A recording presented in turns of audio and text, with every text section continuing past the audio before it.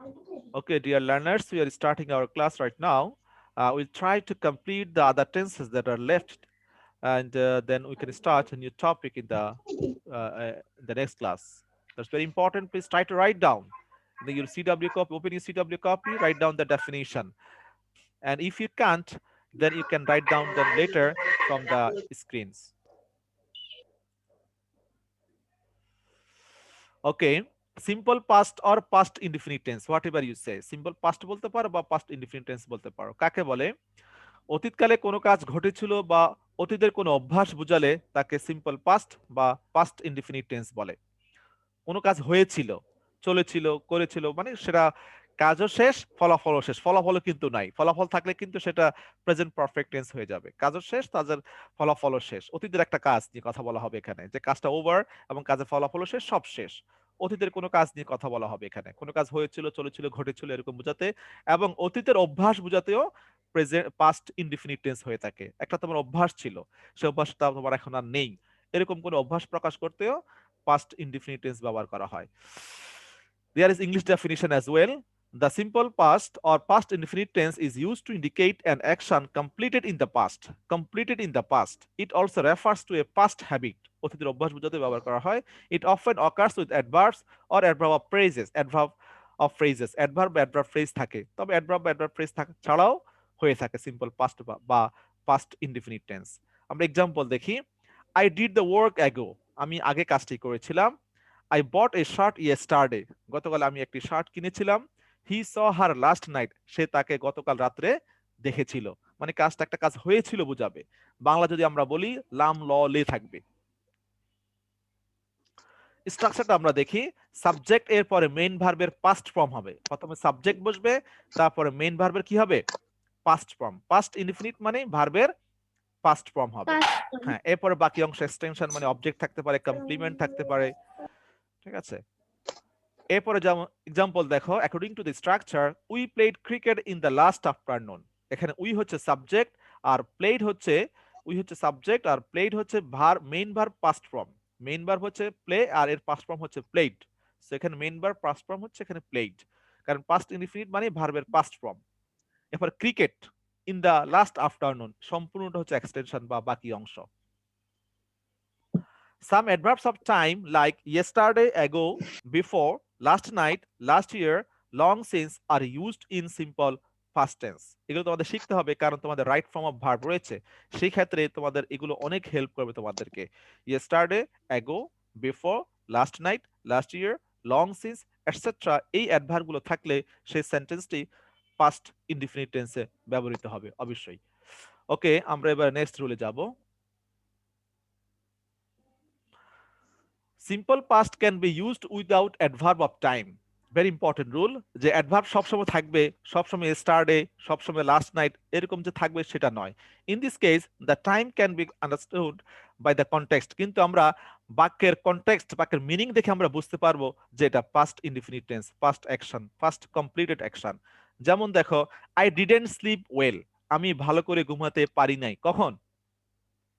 Last night. কিন্তু এখানে দেখো লাস্ট নাইট শব্দটা এখানে উল্লেখ নাই। তারপরে আমরা বুঝতে পারছি যে কনটেক্সট বুঝে, সেন্টেন্সের কনভারসেশন আমরা কনটেক্সট দেখে বুঝতে পারবো যে এটা past indefinite tense, past action নিয়ে কথা বলা হচ্ছে। He completed his course. সে তার কোর্সটি শেষ করেছিল। কখন শেষ করেছিল? লাস্ট ইয়ার হতে পারে, গত মাসে হতে পারে, এরকম আমরা কনটেক্সট দেখে বুঝে নিতে পারবো যে এটা পাস্ট ইনডিফিনিট টেন্স হবে। এরপরে আসো আমরা কিভাবে বাংলায় চিনতে পারবো যে এটা পাস্ট ইনডিফিনিট টেন্স হবে। Very important rule. ক্রিয়ার শেষে লাম ল লে লেন, লাম ল লে লেন এরকম ল মানে ল থাক, লাম ল লে থাকলে পাস্ট ইনডিফিনিট টেন্স, বা ব বে থাকলে ফিউচার ইনডিফিনিট, ফিউচার টেন্স, আর লাহাম আর ব বাদ দিয়ে সব হচ্ছে প্রেজেন্ট টেন্স। এভাবে তুমি বুঝতে পারো পাস্ট ইনডিফিনিট টেন্স হবে। এক্ষেত্রে আবার স্ট্রাকচারটা আসলো, সাবজেক্ট বসবে, মেইন ভার্বের পাস্ট ফর্ম হবে। যখন বাংলা ক্রিয়ার শেষে লাম ল লে বা লেন থাকবে তখন আমরা এই স্ট্রাকচারটা দিয়ে সেই সেন্টেন্সটা লিখবো। সেই স্ট্রাকচারটা কি? সাবজেক্ট বসবে, তারপরে মেইন ভার্বের পাস্ট ফর্ম হবে। You can write down the structures. Subject main ভার্বের পাস্ট ফর্ম হবে, তারপর বাকি অংশ হবে। যেমন আমি গল্পটি লিখেছিলাম, কি হবে ইংলিশ? আমি গল্পটি লিখেছিলাম, বলো তো একজনে। I wrote this story. I wrote the story. I wrote the story, কারণ I হচ্ছে সাবজেক্ট আর মেইন ভার্ব পাস্ট ফর্ম কেন হবে, কারণ লাম আছে, লাম থাকলেই পাস্ট ইনডিফিনিট মানে মেইন ভার্ব পাস্ট ফর্ম হবে, তারপর বাকি অংশ I wrote the story, I wrote the story, মানে এভাবে ফলো করবা যে লাম ল লে লেন থাকলে আমরা subject plus main verb past form প্রয়োগ করব। এরপর I wrote, আর কয়েকটা এক্সাম্পল আছে, সে বাড়িটি বিক্রি করেছিল, ল আছে এখানে, তার মানে he sold the house, he subject, sold ভার্বের পাস্ট ফর্ম। সে একটি গান গেয়েছিল, এখানে ল আছে, মানে past indefinite tense, he sang a song বা she sang a song। Good, এভাবে রেসপন্ড করলে ক্লাসটা আরো সুন্দর হবে। এরপরে আর কোন এক্সাম্পল নেই, এবার আমরা অতীতের অভ্যাস বোঝাতে, তোমার একটা অভ্যাস ছিল, স্ক্রিনশট যদি লাগে আমি শেষে দিয়ে দেব, হ্যাঁ এখন একটু ক্লাসটা কন্টিনিউ করি। আর ক্লাস করা অবস্থায় স্ক্রিনশট নিয়ে কথা দুইবার আসছে, কেটে কেটে যাচ্ছে না, তাহলে হয়তো কোথাও নেট প্রবলেম হচ্ছে তোমাদের ওখানে। সবাই কি, সবার কাছে কেটে কেটে যাচ্ছে? স্যার কেটে যাচ্ছে না, দুইবার আসছে। ও আচ্ছা, মাঝে মধ্যে নেটের কারণে একটু হতে পারে। হ্যাঁ, অতীতের অভ্যাস বোঝাতে ক্রিয়ার শেষে ত তে তা তাম থাকবে। অতীতের অভ্যাস কি থাকবে? তো আমি সত্য কথা বলতাম, সে মিথ্যা কথা বলতো, সে খেলাধুলা করতো, এরকম অভ্যাস, অতীতের অভ্যাস, যে কাজটা তুমি আগে করতা বাট এখন আর করো না, এটাকে বলা হয় অতীতের অভ্যাস। তো এই ক্ষেত্রে লাম ল লে লেন হবে না, ত তে তা তাম হবে। কি হবে? ত তে তা তাম হবে। স্ট্রাকচারটা কি হবে? সাবজেক্টের পরে ইউজ টু বসবে, সাবজেক্টের পরে কি বসবে? ইউজ টু বসবে অথবা উড, যে কোনো একটা। অতীতের অভ্যাস বোঝাতে সাবজেক্টের পরে ইউজ টু অথবা উড লিখতে হবে, যে কোনো একটা লিখলেই হবে। অতীতের অভ্যাস বোঝাতে উড বা ইউজ টু যে কোনো একটা লিখলেই হবে। তারপরে মেইন ভার্ব বসবে, বেস ভার্ব বসবে, প্রেজেন্ট ফর্ম বেস ভার্ব বসবে, এরপরে বাকি অংশ। যেমন সে সত্য কথা বলতো, এটা অতীতের অভ্যাস। বর্তমান অভ্যাস না অতীতের অভ্যাস?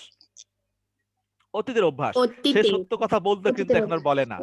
ধরো আমি একজনকে বললাম যে হুমায়রার কথা বললাম, সে সত্য কথা বলতো এখন আর বলে না, বা নাজিফার কথা বলতাম, মানে একজন, যে কোনো একজন অভ্যাস, যে সে তার অভ্যাসটা ছিল এখন আর নেই, বা সে আগে মিথ্যা কথা বলতো এখন আর বলে, সে এখন সত্য কথা বলে।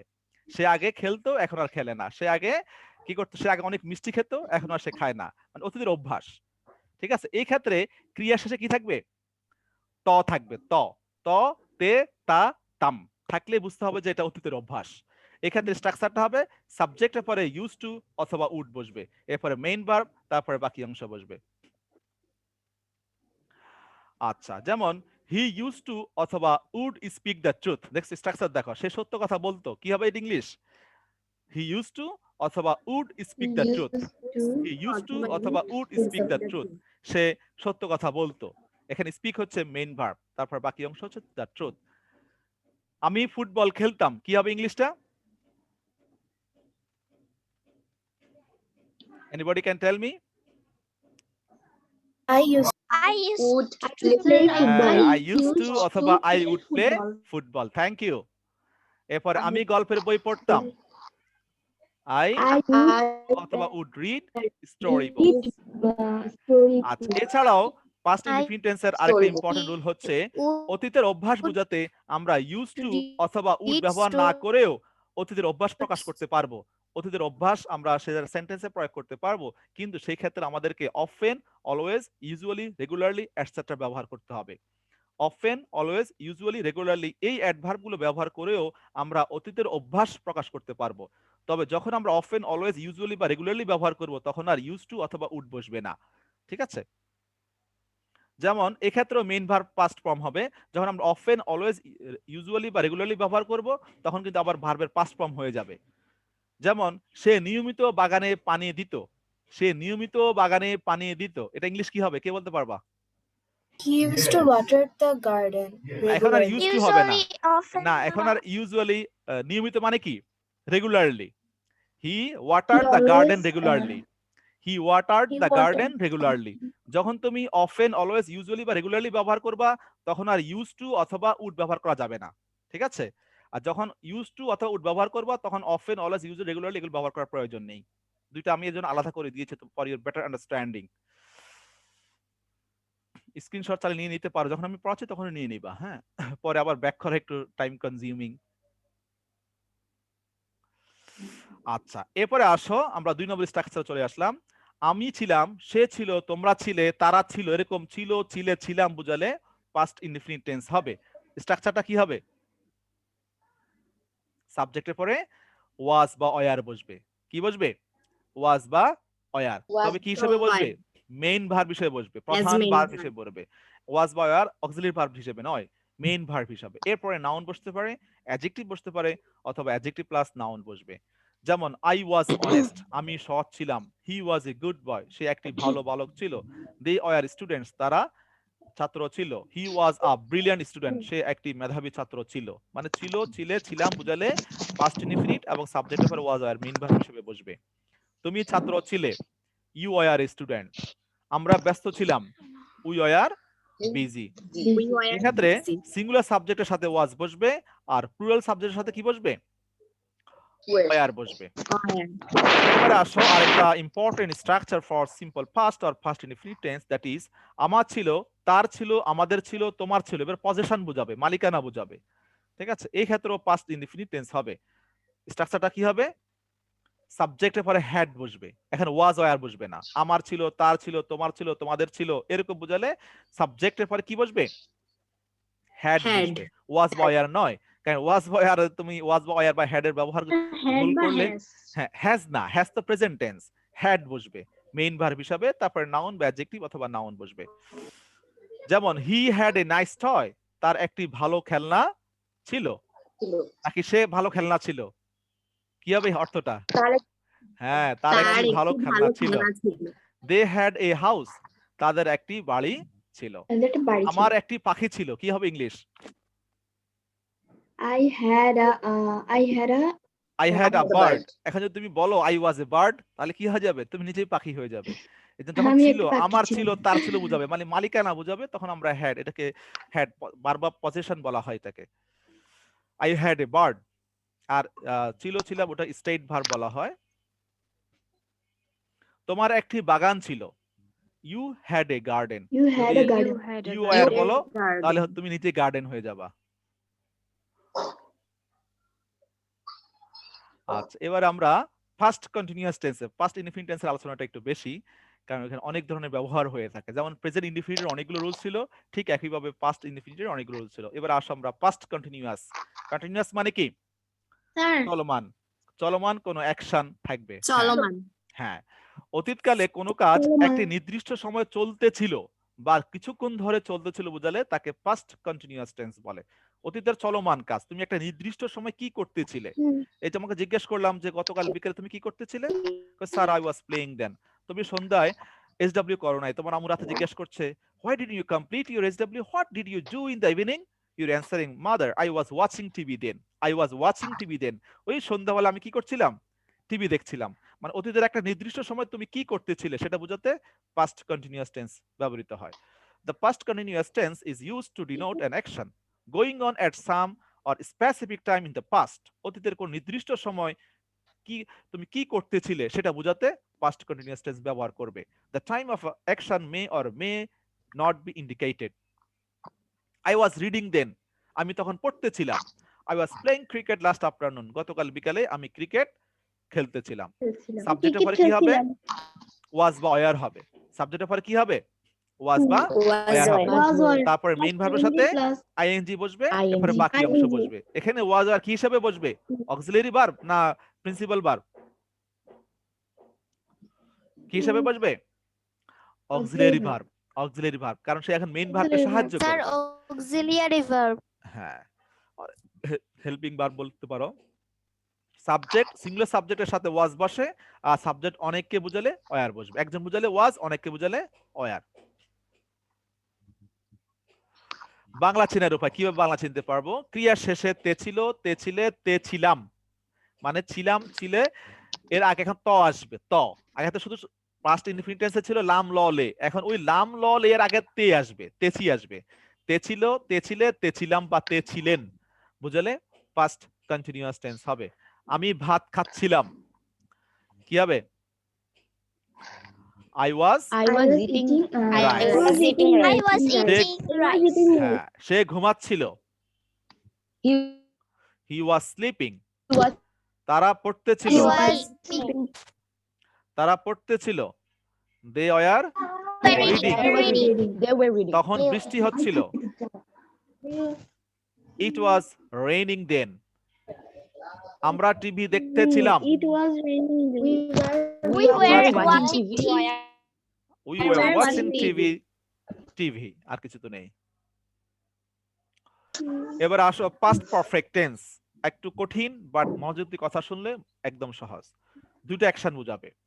অতীতকালে দুটি কাজ সম্পূর্ণ হয়ে থাকলে তাদের মধ্যে যেটি আগে ঘটেছিল তাকে পাস্ট পারফেক্ট টেন্স বলে, আর পরেরটি পাস্ট ইনডিফিনিট টেন্স হবে। এখানে পাস্ট পারফেক্ট টেন্সে দুটো অ্যাকশন থাকবে। কয়টা অ্যাকশন? দুইটা কাজ।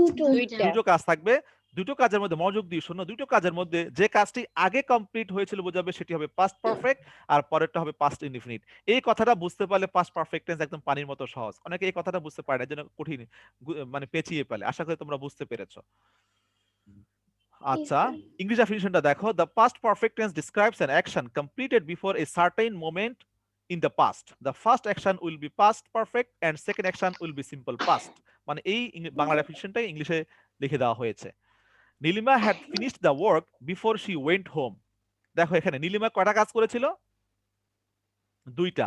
একটা হচ্ছে কাজ শেষ করা আর একটা হচ্ছে বাড়ি যাওয়া। দুইটা কাজ, কিন্তু দুইটা কাজ সে একসাথে করে নাই।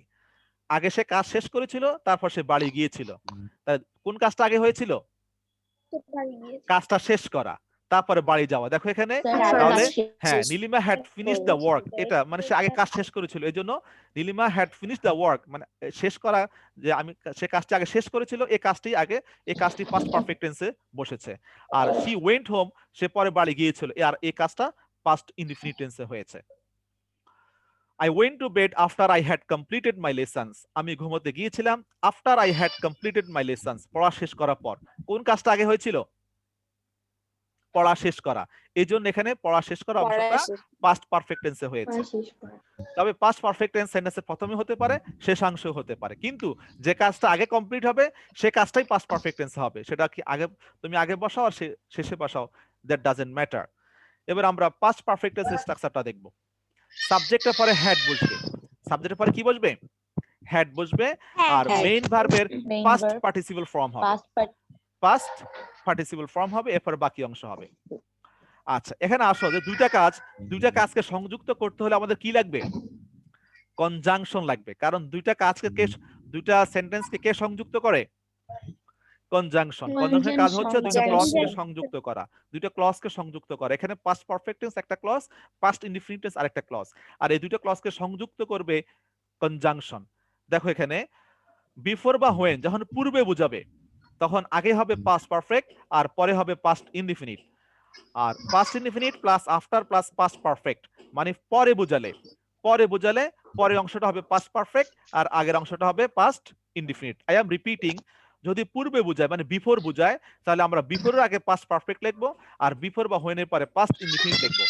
আর যদি আফটার বোঝায় মানে পর বোঝায়, when মানে যখন হ্যাঁ বোঝাচ্ছে, হ্যাঁ বিফোর হতে পারে, হোয়েন হতে পারে। যদি যখন বোঝাবে তখন হোয়েন বসাবা। এরপরে আফটার যখন ব্যবহার করবে মানে পর যখন ব্যবহার করবে তখন আফটারের পরে আমরা পাস্ট পারফেক্ট ব্যবহার করব, আর আফটারের আগে পাস্ট ইনডিফিনিট ব্যবহার করব। বিফোর মানে বিফোর হ্যাড, বিফোর আগে পাস্ট পারফেক্ট, আর আফটার মানে আফটার হ্যাড মানে পরে হবে পাস্ট পারফেক্ট, আর বাকি দুটো অংশ পাস্ট ইনডিফিনিট হবে। এভাবে তুমি মনে রাখতে পারো। যেমন দেখো, I had watched TV before I went to bed. ঘুমানোর পূর্বে আমি টিভি দেখেছিলাম। কোন কাজটা আগে হয়েছিল? Sir watch TV. হ্যাঁ দেখো এখানে আই হ্যাড ওয়াচড টিভি, তাহলে এটা কোন টেন্সে আছে? এখন পাস্ট পারফেক্ট টেন্সে আছে। আর এটা কেন আগে, হ্যাঁ এটা কেন আমরা আগে লিখেছি? হ্যাঁ আগে কেন লিখেছি? কারণ এখানে বিফোর আছে। এরপর দেখো, I went to bed after I had watched TV. এখানে দেখো কোন অংশটা পাস্ট পারফেক্ট টেন্স?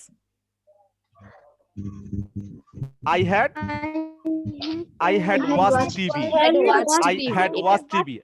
কোন কাজটা আগে হয়েছিল? টিভি দেখা না ঘুমোতে যাওয়া? টিভি দেখা। তো এখানে কেন পরে লিখেছি? কারণ কি এখানে না আফটার আছে, থ্যাংক ইউ, আফটার আছে।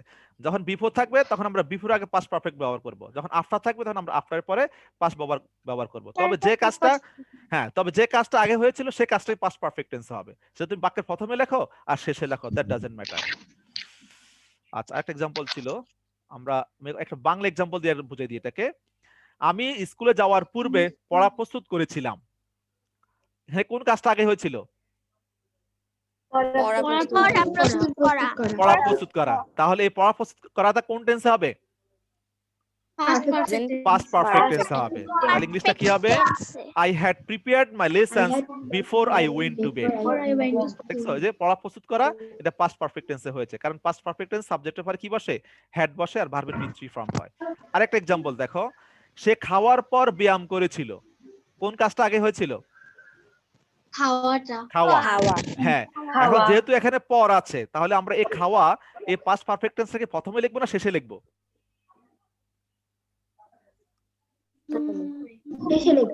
শেষে লিখবো, কারণ পর আছে এখানে আফটার আছে। হি টুক ফিজিক্যাল এক্সারসাইজ, হি টুক এটা পাস্ট ইনডিফিনিট, কারণ পরে কাজটা। After he had eaten, after he had eaten খাওয়ার পর, খাওয়ার পর। দেখছো এখানে আমরা পাস্ট পারফেক্ট টেন্সটা শেষে নিয়ে এসেছি, কারণ এখানে কি আছে? পর আছে, আফটার আছে এইজন্য। কিন্তু কোন কাজটা আগে হয়েছিল এখানে? He took physical exercise after he had eaten. কোন কাজটা আগে হয়েছিল?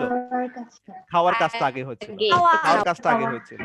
এখানে যেটা কনফিউশন হয়ে থাকে যখন আমরা মানে বিফোর আর আফটার লিখতে গিয়ে একটা কনফিউশন হয়ে থাকে, আশা করি তোমাদের কনফিউশনটা আর হবে না।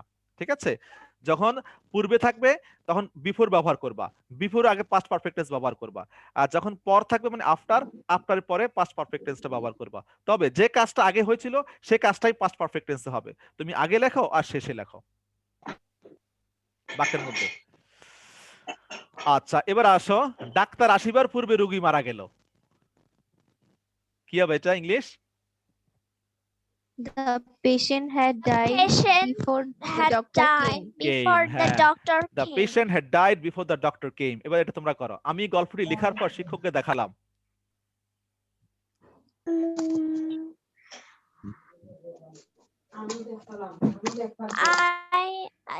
I given the khata. I showed the teacher after I had written the story.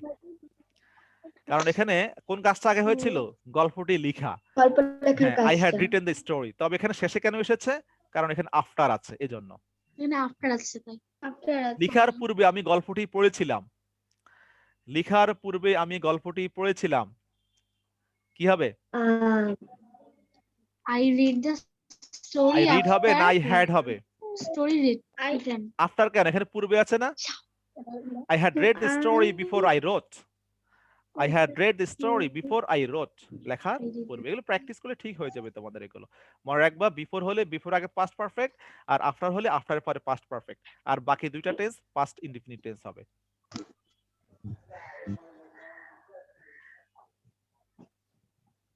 এবার আসো পাস্ট পারফেক্ট কন্টিনিউয়াস টেন্স। অতীতকালে কোনো কাজ কোনো বিশেষ সময়ের পূর্বে আরম্ভ হয়ে সেই সময় পর্যন্ত চলতেছিল, মানে এটা চলমান কাজ, প্রেজেন্ট পারফেক্ট কন্টিনিউয়াস টেন্সের মতো দীর্ঘ সময় ধরে চলমান কোনো কাজ বোঝাবে, সেটাই হচ্ছে পাস্ট পারফেক্ট কন্টিনিউয়াস টেন্স।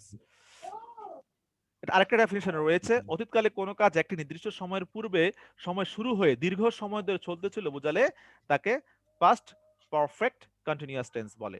এখানেও যদি দুইটি কাজের উল্লেখ থাকে তাহলে যে কাজটি আগে থেকে চলতেছিল সেটি হবে পাস্ট পারফেক্ট কন্টিনিউয়াস টেন্স, আর পরে কাজটি কি হবে? Past indefinite tense. Past perfect tense বুঝলে এটা তোমার জন্য ক্লিয়ার হয়ে যাবে। আচ্ছা, পাস্ট পারফেক্ট কন্টিনিউয়াস টেন্সের স্ট্রাকচারটা কি? সাবজেক্টের পরে কি বসবে? had been, সাবজেক্টের পরে had been, মেইন ভার্বের সাথে কি বসবে? ing, মেইন ভার্বের সাথে ing, তারপরে বাকি ভার্ব থাকলে বসবে, এরপরে since বা for, তারপর সময় বসবে। কারণ পারফেক্ট কন্টিনিউয়াস মানে সময়, নির্দিষ্ট সময় উল্লেখ করতে হবে। We had been watching TV for 1 hour before we went to bed. ঘুমাতে যাওয়ার পূর্বে আমরা 1 ঘন্টা ধরে টিভি দেখতেছিলাম। তাহলে ঘুমানোর পূর্বে আমাদের কাজটা 1 ঘন্টা চলমান ছিল। এরকম কোন কাজ দীর্ঘ সময় ধরে চলমান থাকলে সেটি পাস্ট পারফেক্ট কন্টিনিউয়াস টেন্স হবে, আর সাবজেক্টের পরে কি বসবে? had been, আর ভার্বের সাথে কি বসবে? ing। He had been teaching there for 5 years. সে ওই স্কুলে বা ওইখানে সে 5 বছর ধরে পড়াচ্ছিল। এটাকে তুমি যদি পাস্ট ইনডিফিনিট বা কন্টিনিউয়াসলি প্রকাশ করা হবে, পাস্ট পারফেক্টলি প্রকাশ করলেও হবে না। আমাদের ক্লাসও প্রায় শেষের দিকে, সেটি পাস্ট পারফেক্ট কন্টিনিউয়াস টেন্স দিয়ে প্রকাশ করতে হবে, সাবজেক্টের পরে হ্যাড বিন বসবে এবং ভার্বের সাথে আইএনজি বসবে এবং সময় উল্লেখ করতে হবে। We had been playing before the train left the station. ট্রেনটি স্টেশন ত্যাগ করার পূর্বে আমরা খেলতেছিলাম। কতক্ষণ ধরে খেলতেছিলাম এটা উল্লেখ নাই, কিন্তু আমরা কনটেক্সট থেকে বুঝতে পারি যে তারা কিছু সময়, আধা ঘন্টা হতে পারে, 1 ঘন্টা হতে পারে, তারা ওই সময় ধরে তারা খেলতেছিল। আমি বাড়ি আসার পূর্বে 2 ঘন্টা ধরে খেলতেছিলাম। দেখি বলো তো কি হবে এটা? I was playing for 2 hours I was কেন? before.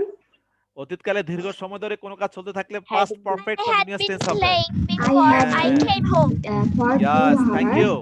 I had been playing for 2 hours before I came home. For 2 hours. তুমি যখন বাড়িতে এসেছিলে তখন আমি তোমার জন্য অপেক্ষা করছিলাম।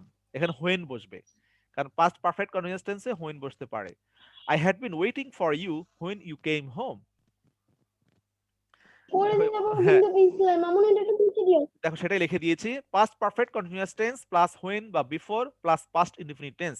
when বা বিফোর আসলে আগে হবে পাস্ট পারফেক্ট কন্টিনিউয়াস টেন্স আর পরে হবে পাস্ট ইনডিফিনিট টেন্স।